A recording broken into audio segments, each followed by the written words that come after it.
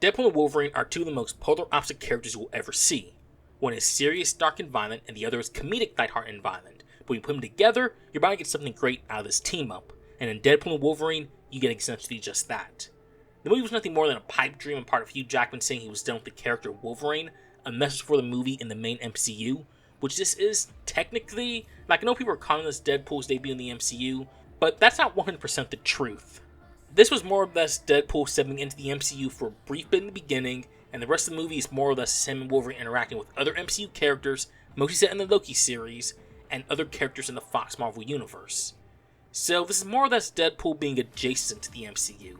But hey, we still get the MCU's first R-rated movie, which, for Deadpool, this has to be R-rated because him being PG-13 does not work, and there's proof of that. But what about the movie itself? Does it live up to the hype that it has? Well, of course it does. Seeing Ryan Reynolds and Hugh Jackman as these heroes they're meant to play going off each other in scenes that are lighthearted and funny, downer and serious, and powerful and uplifting were the ultimate highlights. And it really showcases just how versatile they are in the environment they're in, especially for Hugh Jackman as Wolverine, whose past movies' timeline had little to no comedy in it, and is usually played straight. So to have him go opposite of a character that's mostly comedic really makes for a perfect straight man act to work with. And this works the same for Ryan Reynolds and his portrayal as Deadpool. Sure, he's funny, but I love the evolution this character has had from the first movie to now, to where he does stuff not because it benefits him, but because it's the right thing to do for others. That's why I like this team up so much. The villain of Cassandra Nova is also pretty alright, as they do enough to make her a legit threat and intimidating figure, and the side villain Mr. Paradox is a bumbling type of villain that you don't really get tired of watching, but you will forget he's there until he's on screen again.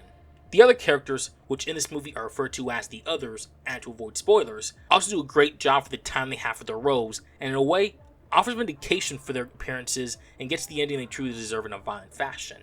Plus, the movie is truly action-packed with funny moments, including a funny fourth wall break that openly acknowledges the El Multiverse saga has been, awesome fight scenes, especially towards the end, nice slow character building moments for both Deadpool and Wolverine, and it really acts as a love letter and thank you to the Fox era of Marvel movies. If I do have to make a complaint though about the story and part of the characters, it gotta be Wade's group of friends not getting enough screen time to justify themselves being here at all. I know people want to see Deadpool and Wolverine, but I personally want to see more of him interacting with his group of friends, and hopefully a payoff where they come into the final act to interact with and help him and Wolverine in their own chaotic fashion. But I understand it would have been too much for this already packed movie.